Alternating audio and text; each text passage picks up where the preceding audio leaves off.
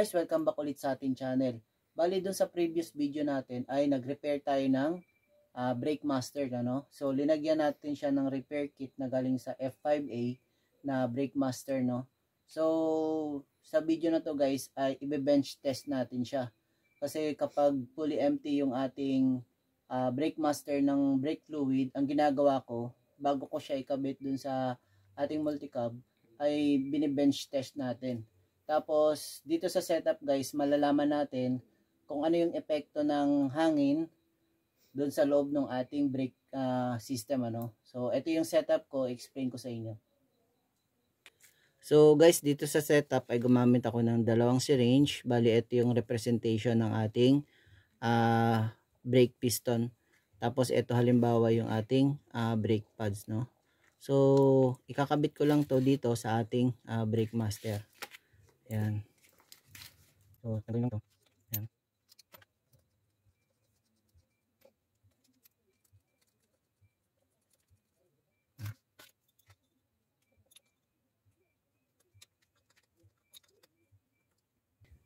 So guys, ito na yung setup natin. Ito yung ating lagayan ng ating brake fluid. Tapos, ito yung ating halimbawa, brake dun sa ating front na gulong. Tapos, ito naman halimbawa yung brake dun sa likurang gulong. Ayan. So, ganito din yung ginagawa kong setup guys pag magbi-bleed tayo ng brake master na fully empty siya ng brake fluid. So, ngayon walang fluid to. So, maglalagay lang ako ng brake fluid. So, guys, dito naman papakita ko sa inyo yung epekto kapag puro hangin yung laman ng ating brake system. Ano? So, kahit anong pump mo dito, ayan, kahit anong pump mo dyan, so, halos hindi gumagalaw yung ating piston dito. Yan, hindi gumagalaw. Kasi, ang hangin kasi ay pwede mong ma-compress, ano? Pero yung brake fluid ay hindi mo pwedeng i-compress. So, ngayon, lalagyan na natin ng brake fluid. So, ito yung brake fluid. So, yan. So, lalagyan ko lang dito. Yan. Empty. Ayan. So, meron ng brake fluid. Nag-iba na yung kulay niya, no? Ayan.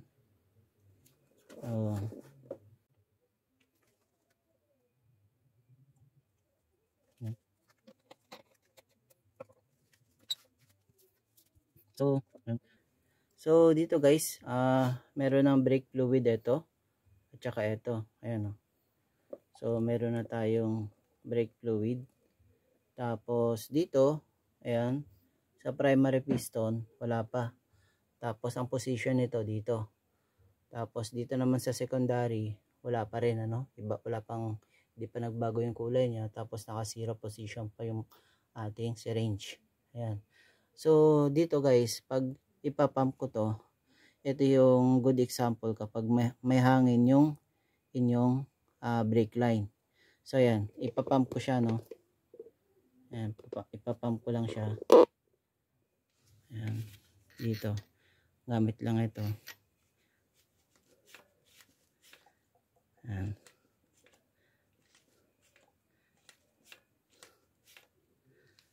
Ayan.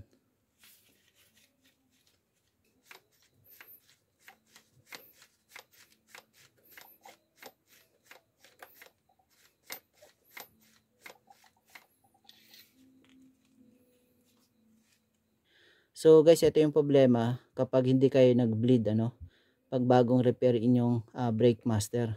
So ito, meron tong brake fluid dyan. So kahit anong bomba mo dito, so matagal magkaroon ng fluid. Ito, matagal din yun gumalaw. Ayan, o. Ayan. Itong primary natin, nag-start na siya, no. Ayan, so yun guys, no, dinagdagan na natin yung ating brake fluid dito. So ito, puno na to ng brake fluid. Dito sa primary natin, ayan, makikita nyo, meron pang, meron pang hangin dito. Tapos meron pa rin hangin dito, ayan, o. Ayan, dito. Kaya hindi pa to gumagalaw. Yan. So, yun yung magiging problema kapag hindi kayo nag-bleed. So, yung hangin kasi ito ay nako-compress kasi yan eh. So, tapos ito sa secondary, wala pang pumapasok dito. Ayan o. Ayan, wala pang pumapasok. So, monitor lang natin yan. Ayan. So, yan, magpapump lang ako guys.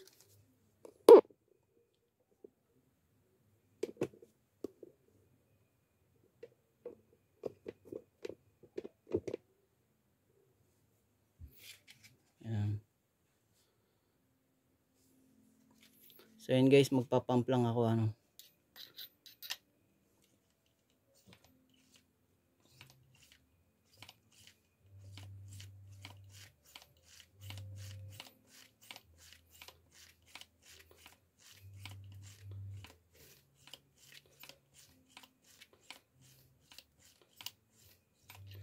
So, yung ating ito ay unti-unti na siyang gumagalaw.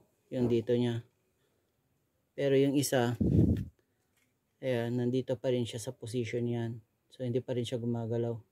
So, ito, unti-unti nang gumagalaw. So, ayan.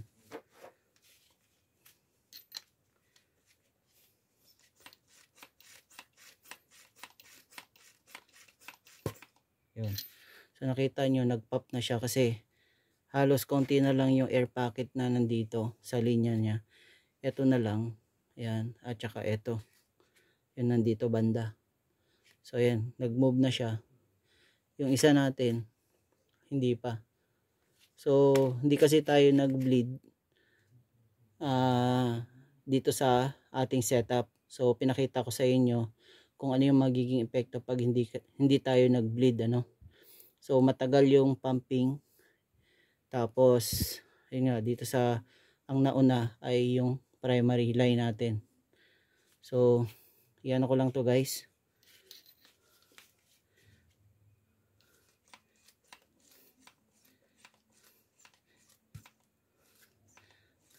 Yan. So dito mapapansin nyo na kapag madami ng fluid sa line, mas madali niya nang naipupush itong ating piston. Pero meron pa rin tayong pocket of air dito. Ayan o. So meron pa rin dito. Tapos meron pa rin dito konti. Ayan o. So kailangan maalis yan. Para pag push mo dito, ang idea kasi pag push mo dito, dapat gagalaw din yan dyan. So dito kasi is marami pang pump bago to gumalaw. So ayan.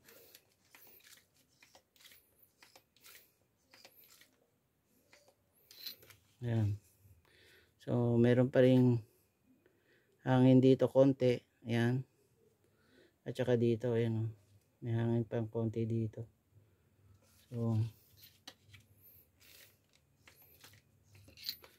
So puno na siya. So ang gagawin natin guys ay i-bleed natin. So tatanggalin natin yung hangin. Ito. Tatanggalin natin yung hangin na yan. Pati dito yung hangin. Para magkaroon na to dito. Ayan. Ang gagawin ko guys ay ito. Tatanggalin ko lang to. Ayan. Tatanggalin ko lang to dito. Ayan. So ito ibabalik ko naman dito. So ibabalik ko lang to. Ayan.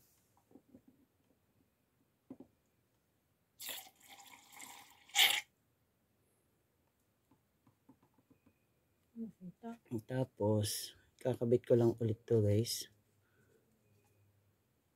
Ayan, kakabit ko lang siya. Ayan. So wala na tayong hangin dito. Ang hangin na lang ay yung nandito. Ito na lang yung hangin niya, konti. The rest, ayan o, may hangin pa siya dito konti o. So tatanggalin natin yan.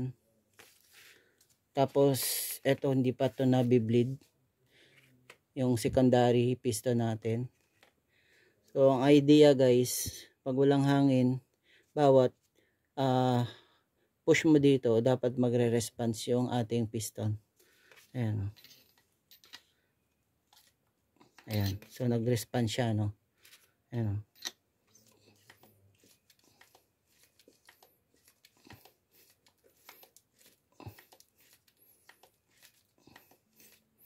So, mapapansin nyo, itong hangin na yan, ito. So, wala na yung hangin.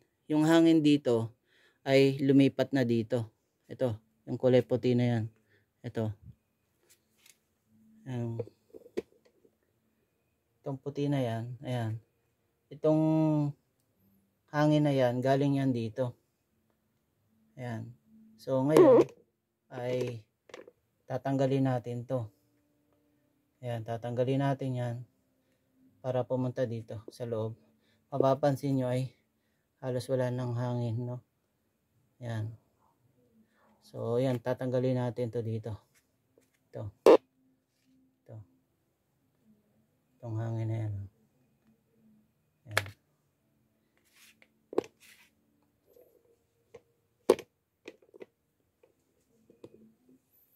So, ayan. Bomba lang tayo. Ayan, so nakita nyo yung bumula. So, dito guys, wala nang hangin sa primary natin. Yung hangin na nandito kanina na na-trap, ito na siya. Ayan na. So, kung makikita nyo, pag push ko dito, ayan. Ayan. Pag push ko dito, responsive na yung ating piston. Tingnan nyo. Ayan o. So, responsive na siya. Bawat push ko, yun naman yung galaw niya. So, yun yung ideal sa brake natin. So, konting tapak mo lang. Ayan. Di ba? Unlike kanina, nung may hangin pa yung system natin, ay ilang beses mo siyang ipapump, no? Bago to gumalaw. So ngayon, ang problema natin is itong secondary. Ayan. So wala pang fluid na pumupunta dito. Ayan. So ang gagawin natin guys ay tatanggalin natin yung hangin dito. Baka sakaling pumasok yung ating brake fluid sa linya. Ayan. So ayan, konti na lang yung hangin na nandito, no? So tatanggalin ko lang to guys. Ayan. Ayan. So tapos ilalagay ko ulit to doon sa ating ayan. Ayan. So balik ko lang ulit to. Ayan. So, yung eto guys, ayan, wala nang hangin doon sa primary natin. So, ulitin ko lang ulit. Pag walang hangin, isang push mo lang dito, magre-react nito. Ayan o. Ayan. Tapos, makikita nyo, nung tinanggal ko to, ay bumabalik naman yung ating piston. So, yun yung trabaho nung spring. Spring dun sa loob ng ating brake master, yung spring nya. Ayan o, tingnan nyo to. Pag ipupush ko to, tapos binitawan ko, ito naman ay tutulak doon, tapos pag bitaw ko, babalik ulit siya. Ayan o. Ayan o. Ayan. So bumabalik siya. So okay na to. Ang problema guys is itong ating secondary. Ayan, secondary piston natin.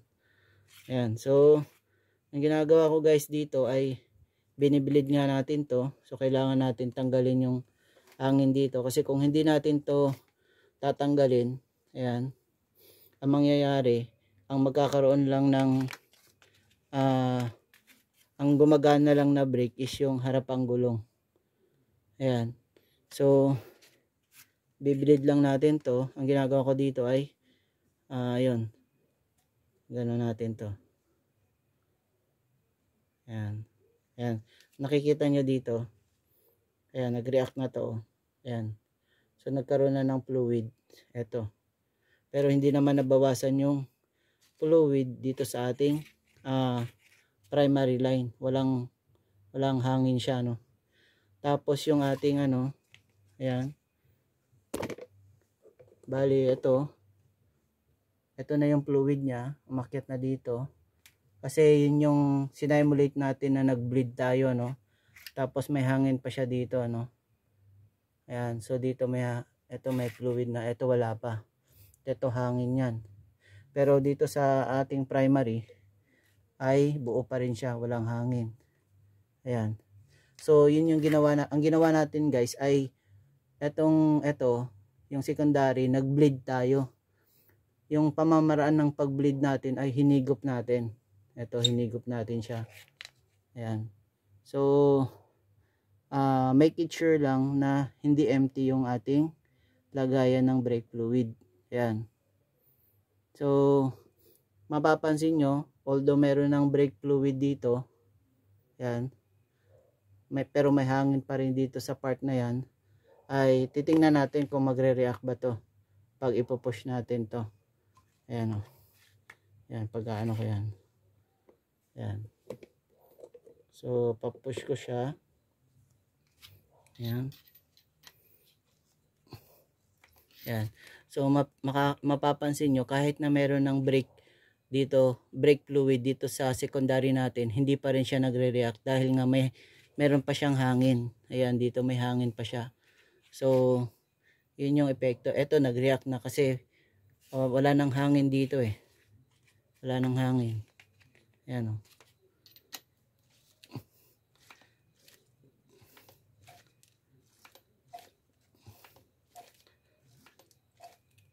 Ayan. So yan yung epekto kapag may hangin yung linya doon sa brake line. So yan, dadagdagan ko lang to ng brake fluid, yung ating reservoir. Ayan. So yan, ko lang to, babawasan ko lang. Ayan, babawasan ko lang to. Ibabalik ko lang to doon sa ating reservoir.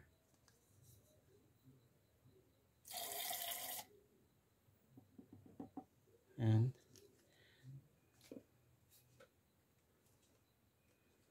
Ayan. So ito may hangin pa rin siya, no. Ayan. So ang gagawin natin guys ay ayan, i-bleed lang natin siya, no. I-bleed lang natin ulit.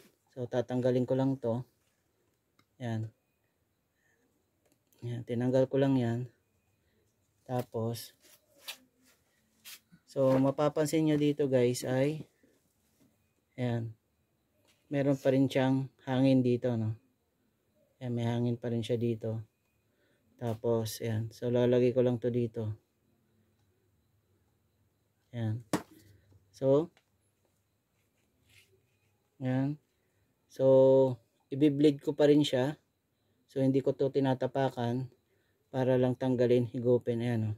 Para hindi ako push ng push doon. So doon sa previous video ko, ito yung pinakita ko na pagbi-bleed, ano. Ayan, oh.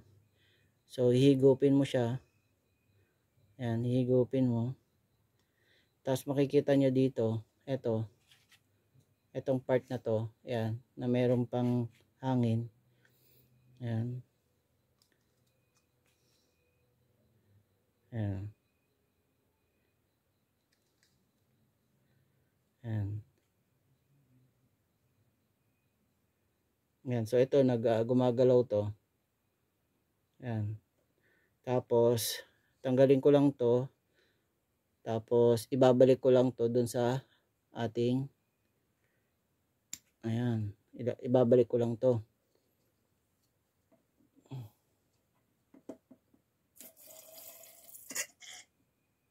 Ayan. Pagbalik nyan, pasok ko to. Ayan. So dito tayo magpo-focus sa secondary. Itong line na to, ayan, meron pang konting hangin. Dito sa primary natin wala na, no? Wala nang hangin. So tingnan natin kung ayan, ipo-push ko lang to. Natin to dito. Ayan. Ayan, so gumagalaw na siya, no? Pero hindi siya ganun ka-responsive compare dito. Kasi may hangin pa lang dito eh. So kailangan pa natin tong matanggal. Ayan.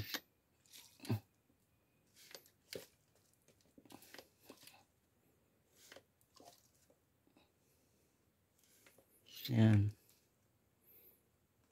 So dapat guys, matanggal yung hangin na yan. Ayan. So guys, ito pa rin yung ating primary, ito yung ating secondary. May hangin pa rin dito sa primary natin pero konti na lang. Dito sa secondary, ito yung hangin niya. So pump lang natin.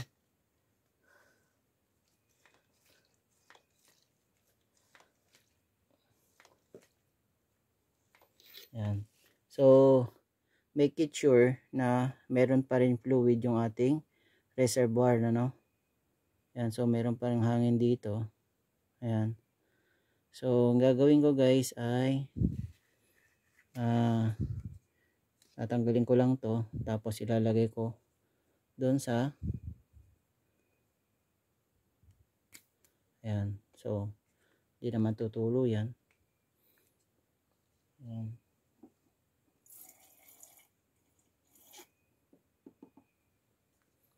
Tapos balik lang natin to dito. Ayan. Tapos itong secondary natin. Ayan.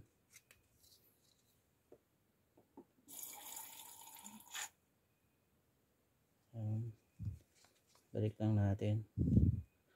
Ayan. Para hindi maubusan yung ating lagayan ng brake fluid. Ayan. So dito meron pa rin siyang konti. Ito. So pump tayo.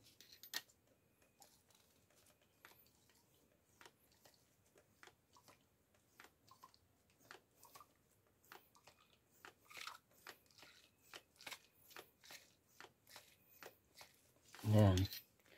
So ayan. Wala nang hangin.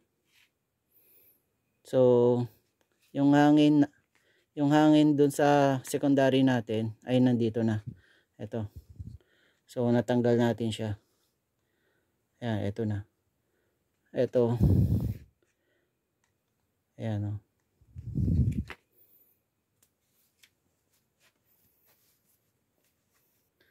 So ayan guys, no. Tatanggalin ko lang ulit to at ilalagay ko to dito. Ayan. Ayan.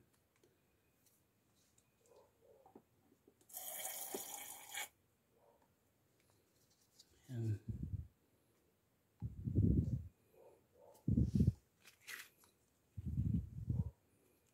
Ayan.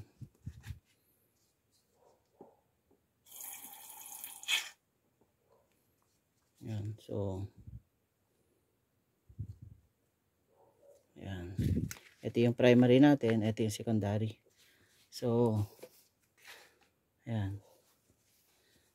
So ngayon, wala nang hangin yung ating secondary, wala na ring hangin yung ating primary. Ang hangin na lang is ito na lang. Ayan, yung nandito na lang. Konting-konti na lang. So tingnan natin yung kanilang response pag nag-push ako ng ito. Ayan.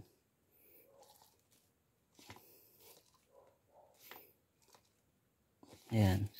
So mapapansin nyo, halos sabay na sila, no? Halos sabay na sila yung kanilang pag-push nung ito, sabay na sila. Tapos mapapansin nyo rin kapag push ko, pag nirelease ko ay bumabalik ito pag ganun.